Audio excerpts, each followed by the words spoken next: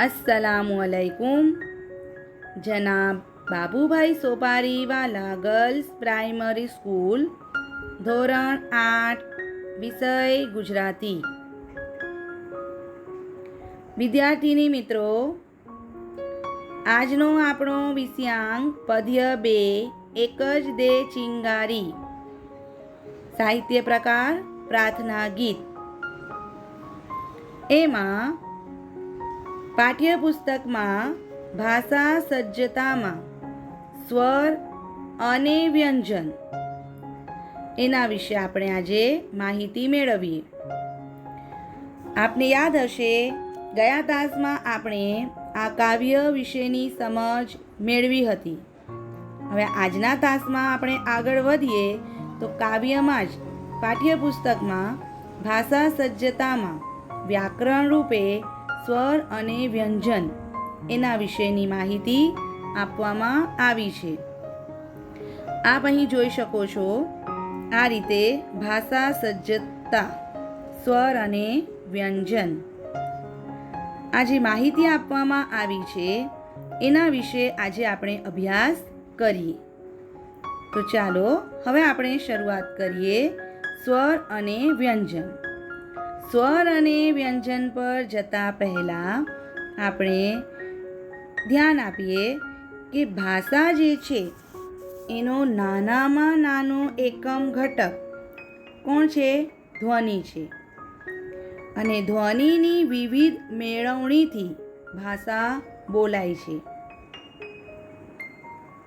ભાષાના આવા ધ્વનિઓને આપણે સ્વર અને વ્યંજન તરીકે ઓળખીએ છીએ।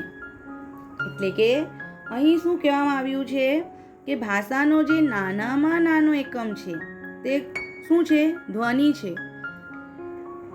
ફેફસામાંથી જે નીકળતી હવા છે તે શ્વાસ નળી દ્વારા આવે છે, ત્યારે જે સ્વર પેટી અને નાદ તંત્રીઓમાં આવે તે વખતે તે અવરોધાય છે અને પછી તે મુખપાટ કે નાસિકા પથ દ્વારા એ બહાર આવે છે, ત્યારે તે ધ્વનિ રૂપે સંભળાય છે। તો આ જે ધ્વનિ રૂપે આપણને સંભળાય છે તે છે સ્વર અને વ્યંજન। તો ભાષાના આવા ધ્વનિઓને આપણે પરંપરાથી સ્વર અને વ્યંજન તરીકે ઓળખીએ છીએ। હવે દરેક વિદ્યાર્થીની મિત્રોને ખ્યાલ આવી ગયો હશે કે ભાષાનો નાનામાં નાનો એકમ ધ્વનિ છે અને આ ધ્વનિઓને આપણે સ્વર અને વ્યંજન તરીકે ઓળખીએ છીએ। હવે આપણે સ્વર વિશેની સમજ મેળવીએ। તો સ્વર કોને કહેવાય? જે ધ્વનિઓનો ઉચ્ચાર કોઈ પણ બીજા ધ્વનિની સહાય વિના થઈ શકે તે સ્વર કહેવાય। અહીં જુઓ, અ, આ, ઈ, ઉ, એ, ઐ, ઓ, ઔ, અમ વગેરે જે છે તે સ્વર છે। હવે આપણે એને સમજીએ। સ્વર મોં કે નાકમાંથી ધ્વનિ રૂપે સંભળાતું જે વાયુ મોજું કોઈ પણ જાતના અવરોધ વિના જુદા જુદા પોલાણોમાંથી આંદોલિત થઈને બહાર આવે, ધ્વનિ રૂપે સંભળાય। આ જે ધ્વનિ રૂપે સંભળાય, તો આ જે સ્વરો જે છે તેનું આપણે જ્યારે ઉચ્ચારણ કરીએ તો ઉચ્ચારણ કરતી વખતે મોઢામાં કોઈ પણ જાતનું, એટલે કે જીભ, દાંત, હોઠ કે અન્ય અંગની એને જરૂર પડતી નથી। સીધે સીધા ગળાના ભાગમાંથી જ બોલાય છે।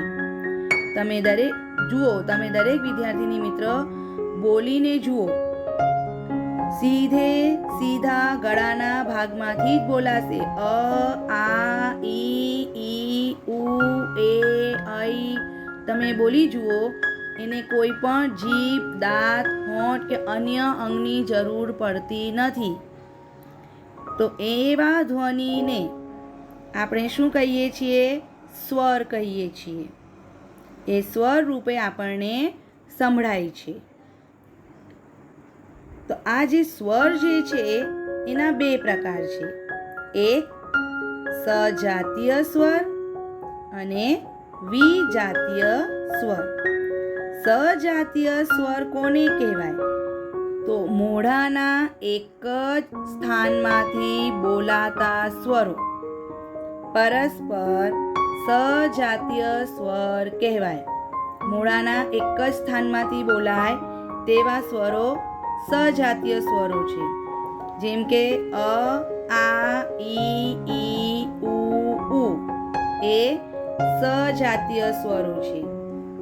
તે જ પ્રમાણે વિજાતીય સ્વર તો મોઢાના જુદા જુદા સ્થાનેથી બોલાતા સ્વરો પરસ્પર વિજાતીય સ્વર કહેવાય છે. શું કહેવાય છે? વિજાતીય સ્વર કહેવાય છે. જે મોઢાના જુદા જુદા સ્થાનેથી બોલાય તે સ્વર. તો અહીં આપણે જોયું સ્વર કોને કહેવાય, સ્વરના કેટલા પ્રકાર છે તે. આગળ જોઈએ આપણે વ્યંજન. વ્યંજન કોને કહેવાય? તો જેનો ઉચ્ચાર સ્વરની મેળવણીથી થઈ શકે છે તેવા વર્ણને વ્યંજન કહે છે. એટલે કે ક થી અગ્ન સુધીના બધા મૂળાક્ષરો વ્યંજન છે.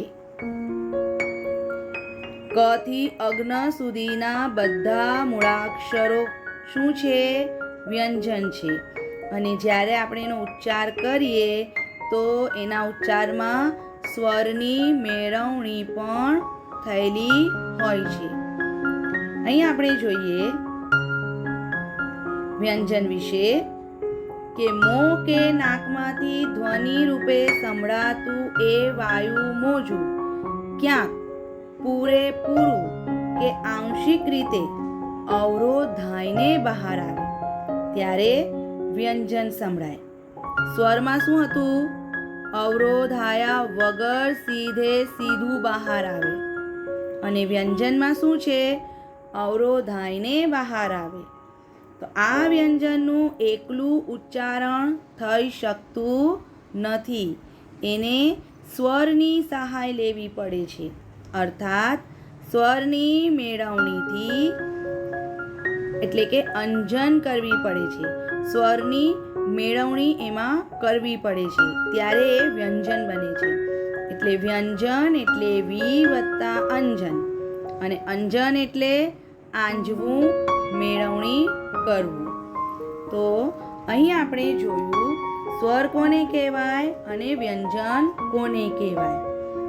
આગળ જોઈએ આપણે જે રીતે આપણે સ્વરના પ્રકાર જોયા તે રીતે આપણે અહીં જોઈએ વ્યંજનના 3 પ્રકાર છે. ઘોષ વ્યંજન, અઘોષ વ્યંજન અને અનુનાસિક વ્યંજન. ઘોષ વ્યંજન કોને કહેવાય? તો જે વ્યંજન કોમળતાનો રણકો સંભળાય તેને ઘોષ વ્યંજન કહે છે. ગ, ઘ, ડ, ઢ, ણ, દ, ધ, ન, બ, ભ, મ, ય, ર, લ, વ, હ. આ બધા વ્યંજનોમાં કોમળતાનો રણકો છે. હવે આપણે જોઈએ અઘોષ વ્યંજન. વ્યંજનોનો ઉચ્ચાર કાનને સાંભળવામાં રણકા વગરનો લાગે તેને અઘોષ વ્યંજન કહે છે. ક, ખ, ચ, છ, ટ, ઠ, ત, થ, પ, ફ, શ, સ, સ. આ બધા અઘોષ વ્યંજન છે. તો અનુનાસિક વ્યંજન કોને કહેવાય? તો જે વ્યંજન પોતાના સ્થાન ઉપરાંત નાકમાંથી બોલાય તેને અનુનાસિક કહેવામાં આવે છે. દાખલા તરીકે ડ, ઝ, અણ, ન, મ. દરેક વિદ્યાર્થીની મિત્રો, તમે આ જે વ્યંજન છે એકવાર જોરથી બોલીને તમે પણ જોઈ શકો છો કે આ જે અહીં તમને ઉદાહરણ આપવામાં આવ્યા છે તે પ્રમાણે કે આ જે વ્યંજન છે તે ઘોષ વ્યંજન છે, જેમાં કોમળતાનો રણકો છે. અહીં જે વ્યંજન છે તે અઘોષ વ્યંજન છે. કેમ?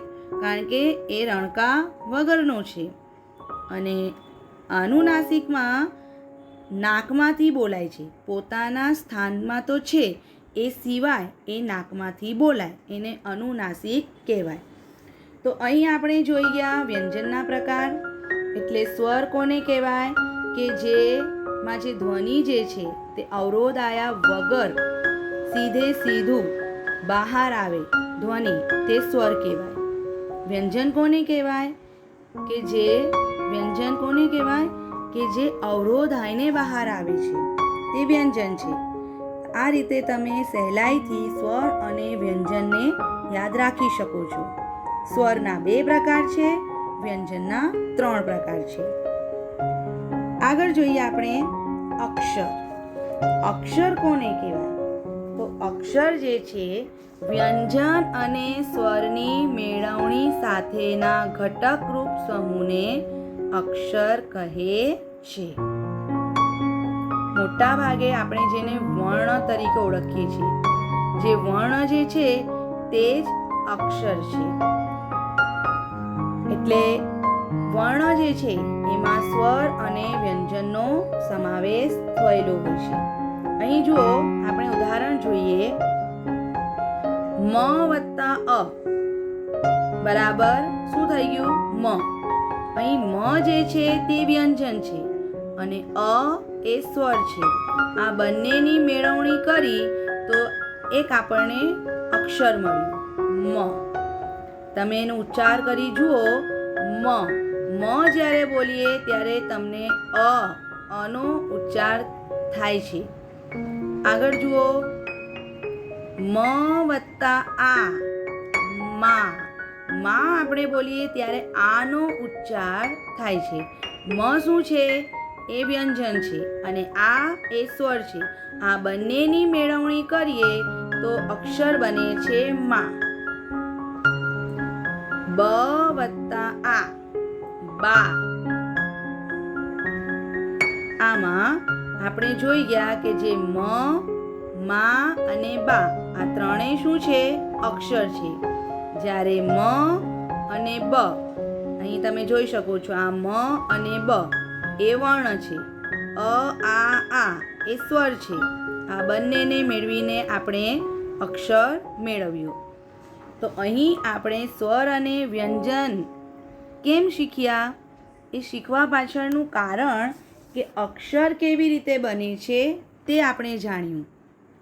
કે જે ધ્વનિઓ જે છે, જે એ ધ્વનિઓની મેળવણી સ્વર અને વ્યંજનથી થઈ છે અને આ સ્વર અને વ્યંજનને જ્યારે આપણે મેળવણી કરીએ તો એક અક્ષર બને છે. હવે આપણે જોઈએ આગળ. સ્વર અને વ્યંજન શીખવા પાછળનું મુખ્ય કારણ. તમારા પાઠ્યપુસ્તકમાં આ રીતે તમને પ્રશ્ન આપવામાં આવ્યું છે. નીચેના વ્યંજન સ્વરને જોડીને શબ્દ બનાવો. આપણી પાસે અહીં જે સવાલ છે એમાં વ્યંજન પણ છે અને સ્વર પણ છે. તમે જોઈ શકો છો, ખ. ખ એ શું છે? વ્યંજન છે. અ સ્વર છે. ર વ્યંજન. અ સ્વર. ચ વ્યંજન. ઈ સ્વર. એટલે અહીં વ્યંજન સ્વર, વ્યંજન સ્વર, વ્યંજન સ્વર. તો હવે આપણે એને જોડીને શબ્દ બનાવવાનું છે. તો હવે આ બેને જોડીએ તો ખ ર ચી. આ રીતે તમારો જવાબ બને છે શબ્દ ખર્ચી. તે જ પ્રમાણે તમે અહીં જુઓ, વ્યંજન સ્વર, વ્યંજન સ્વર, વ્યંજન સ્વર. તો આ બે મળે ત્યારે એક અક્ષર બને છે. તો એક અક્ષર બન્યું ત, અણ, ખો. આ રીતે તમે જોઈ શકો છો, ત, અણખો. અહીં જુઓ ચ વ્યંજન સ્વર, વ્યંજન સ્વર, વ્યંજન સ્વર, વ્યંજન સ્વર. એક વ્યંજન અને સ્વર મળે એટલે એક અક્ષર બને છે. તો અહીં ચી, પછી અહીં જુઓ આ બેને ભેગા કરીએ એટલે ન, અહીં ભેગા કરીએ એટલે ગા અને અહીં રી. તો તમારો શબ્દ બને છે ચી ન ગા રી, ચિંગારી. તો આ રીતે આપણે વ્યંજન અને સ્વરને જોડીને શું કર્યું? શબ્દ બનાવ્યા. આગળ જુઓ, આ રીતે પણ તમને પૂછાય, નીચેના શબ્દોમાંથી ધ્વનિઓ છૂટા પાડી તે સ્વર છે કે વ્યંજન તે જણાવો. તો અહીં આપણે જોઈએ, હવે તમને આ રીતે શબ્દ આપવામાં આવ્યું છે તો આપણે એને છૂટા પાડવાના છે ધ્વનિઓને, સ્વર અને વ્યંજન. તો જન્મમાં જુઓ જ એ વ્યંજન છે, પણ જ ની સાથે અ એ સ્વર જોડાયેલો છે જ. ન વ્યંજન છે અને બોલીએ આપણે ત્યારે અનો ઉચ્ચાર થાય છે ન, એટલે ન વત્તા અ, જ વત્તા અ, ન વત્તા અ, જ ન. અહીં જુઓ તમને વધારે ખ્યાલ આવશે. સ અળગી, તો સ અળગી એક વ્યંજન સ્વર, વ્યંજન સ્વર, વ્યંજન સ્વર.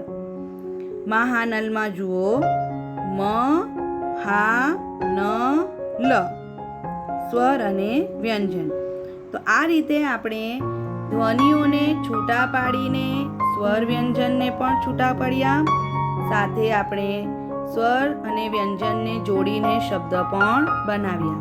તો હવે વિદ્યાર્થીની મિત્ર, આપ સૌને ખ્યાલ આવી ગયો હશે કે આપણે સ્વર અને વ્યંજન વિશે આજે અભ્યાસ કર્યો.